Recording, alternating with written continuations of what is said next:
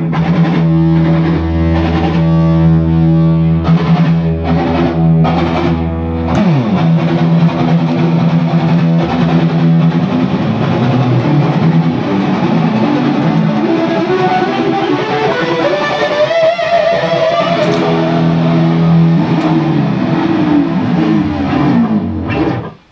ragazzi e benvenuti a questa terza puntata del Rig Rundown. In questo capitolo parleremo di effetti in pedaliera. Già nel capitolo precedente abbiamo visto il Treble Booster, oggi andremo a vedere tutti gli altri, quindi l'accordatore, il wah, il phaser, il chorus ed il delay. Come vi ho detto già nella prima puntata, io mi sono ispirato principalmente ad un setup anni 80 di Brian May, quindi il chorus su soli due amplificatori e tutti effetti a pedale, non rack. Quindi vi auguro una buona visione. Iniziamo con una panoramica della strumentazione. Come abbiamo detto, il primo effetto è il Treble Booster, quindi in questo caso abbiamo il Fryer Super modello Marco.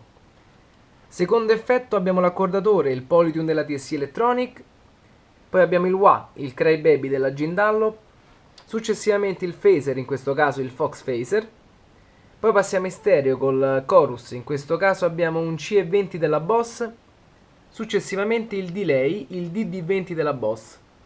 Canale destro abbiamo un AC30 Brian May Custom, sul canale sinistro invece un AC30 CC2X. Entrambi gli amplificatori sono attenuati con attenuatori di potenza Marshall Power Brake. Partiamo dall'alimentazione. Il Treble Booster, come sapete, è autonomo perché ha una pila a 9 volt. Come avete visto, io ho due alimentatori in pedaliera, ora vi spiego il perché. Il primo va diretto all'accordatore, al Polytune, che attraverso una catenella ripartisce l'alimentazione a tutti i pedali, tranne il chorus. Il secondo alimentatore invece va direttamente ed esclusivamente al chorus.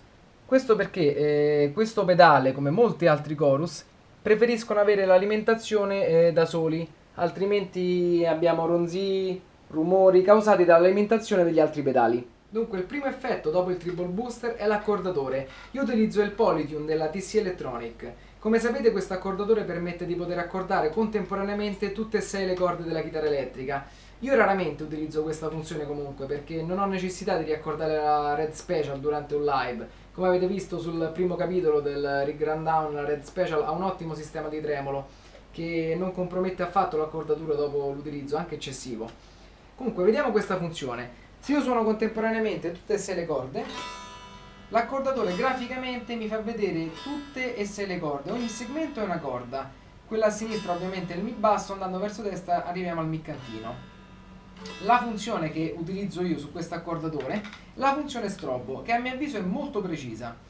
La funzione strobo consiste in un dischetto virtuale che gira verso sinistra quando l'accordatura è più bassa e gira verso destra quando l'accordatura è più alta della nota desiderata. Vediamo ad esempio sul Mi cantino.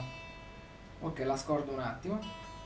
Ecco, come potete vedere il dischetto gira verso sinistra. Mano a mano che tiro la meccanica, i segmenti tendono a stabilizzarsi. Nel momento in cui l'accordatura è più alta, vediamo un po', comincia a girare verso destra. Terzo effetto in pedaliera abbiamo il wah. Io utilizzo il Crybaby della Gene Dunlop. L'unica modifica che ho apportato a questo pedale è stata di renderlo true bypass. Per farvi capire il true bypass, immaginate come un cavo che collega direttamente l'ingresso all'uscita del pedale. Quando il pedale è disattivato, il suono passa da quel cavo immaginario e non attraverso il circuito. Questo perché pedali come il Crybaby mangiano molto segnale anche da spenti. Con questo accorgimento abbiamo lo stesso suono dell'ingresso all'uscita del pedale, quindi il suono non viene alterato rispetto al segnale originale. Vediamo il suono del Crybaby. Io questo effetto lo utilizzo su canzoni come l'assolo di I Want to Break Free.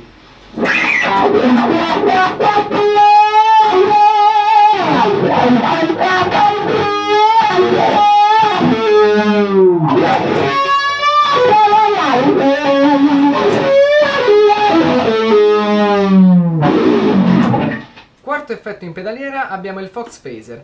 Questo phaser ha due modalità, l'automatica e manuale. In modalità manuale il pedale di espressione controlla appunto i cicli della fase, quindi manualmente possiamo agire sulla fase. In modalità automatica, invece, che è quella che utilizza Brian, il pedale di espressione controlla esclusivamente la velocità della fase, che è ciclica e automatica.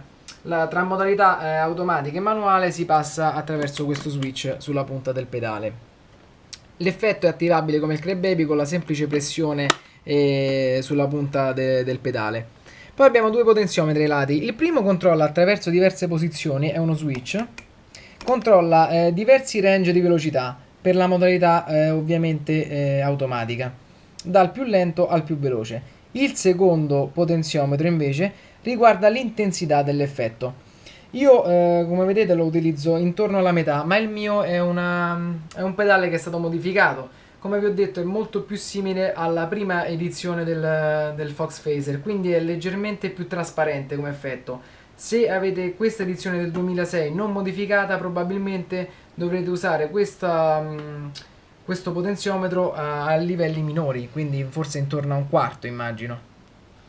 Sentiamo ora il suono del Fox Phaser. Come potete sentire ha questo classico effetto ciclico, come una sorta di onda. Sentiamo, il bump che sentite all'inizio quando viene attivato è normale, non vi preoccupate anche se il vostro pedale dà questa botta sugli amplificatori.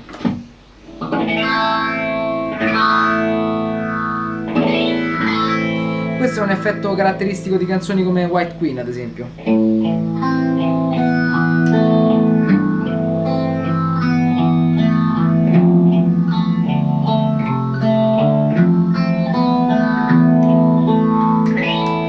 O canzoni come Keep Yourself Alive.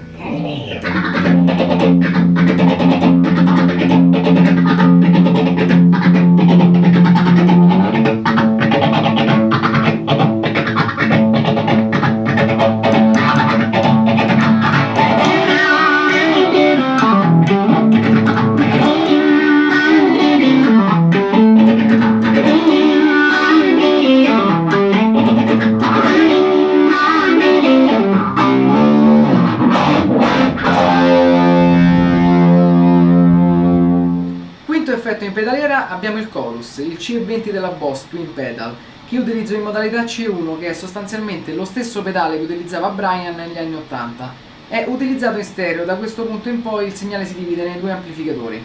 Al canale destro, che è il canale dry, quindi pulito senza effetti, direttamente dal treble booster, va alla C30 Brian May. Il canale sinistro invece, che ha il 100% dell'effetto, quindi è esclusivamente il segnale effettato, va al C30 CC2X. Vi spiego come funziona il chorus.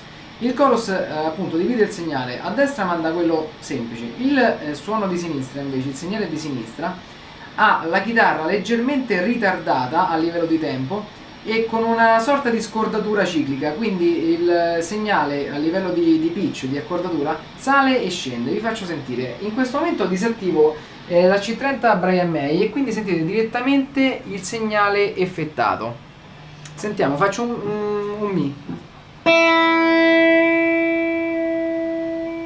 Come sentite ha questa sorta di scordatura che va e viene, abbinato all'altro segnale, che è quello originale, dà appunto questo suono molto aperto, e questo è l'utilizzo che ne fa Brian del chorus. Non immaginate, molti confondono il chorus, quello classico che dà questo effetto liquido del suono molto, molto caratteristico di alcuni generi musicali, a quello che utilizza Brian. Non è la stessa cosa. Il chorus nel setup di Brian May ha senso, a mio avviso, solo nel momento in cui si hanno almeno due amplificatori per poter dare l'effetto stereo, per aprire il suono. Sul video sicuramente non sarà molto evidente, vi faccio sentire comunque la differenza tra il chorus disattivato, quindi con lo stesso segnale su entrambi gli amplificatori, e quando il chorus viene attivato. Sentiamo. Questo è col chorus disattivato. Lo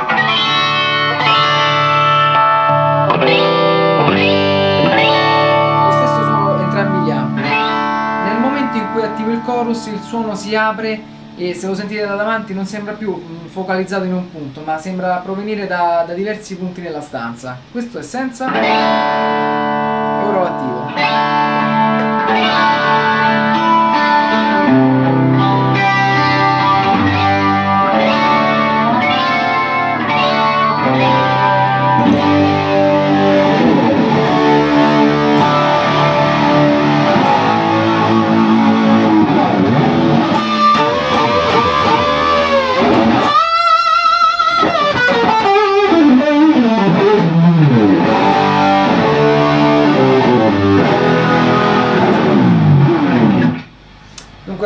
utilizza il chorus sempre acceso sugli amplificatori, quindi non viene mai disattivato. Anche io lo disattivo solo nel momento in cui utilizzo il phaser, o in alcuni casi anche quando faccio il Brighton Rock solo, quindi quando il suono viene ripartito con una prima ripetizione a sinistra e con la seconda a destra.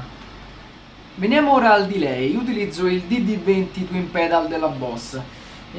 Ho diversi preset. Quello che uso comunque per la maggiore su diversi dei banchi di memoria è il pan delay, che sostanzialmente è segnale originale su entrambi gli amplificatori in stereo, quindi se c'è il chorus acceso lo mantiene, prima ripetizione su un amplificatore e seconda ripetizione sull'altro. Il primo dei tipi di delay che utilizzo è uno short delay su canzoni come Last Horizon o l'assolo ad esempio di Desert Days of Our Lives. È primo segnale originale e due ripetizioni molto ravvicinate ma con intensità minore. Sentiamo.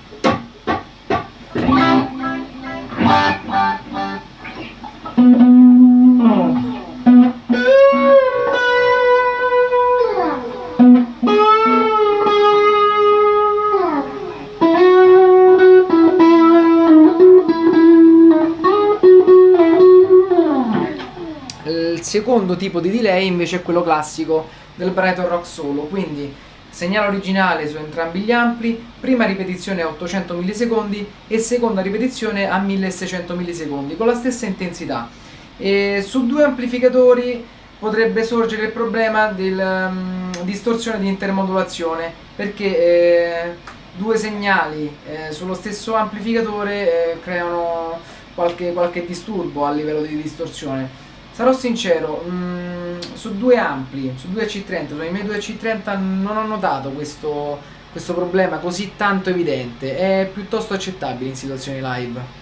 L'effetto è questo.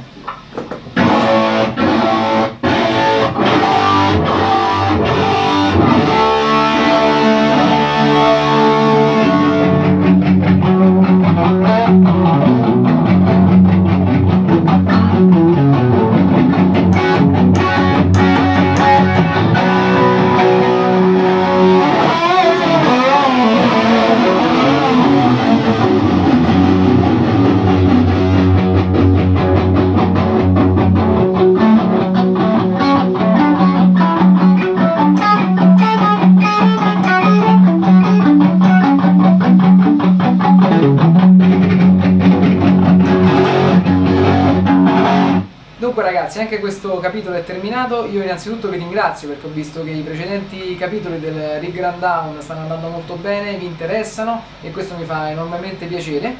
Vi ricordo come al solito che se avete commenti, consigli o domande di rispondere, lasciare un commento qui su YouTube, e ci vediamo al prossimo capitolo del Rig Rundown che riguarderà gli amplificatori AC30. Ciao!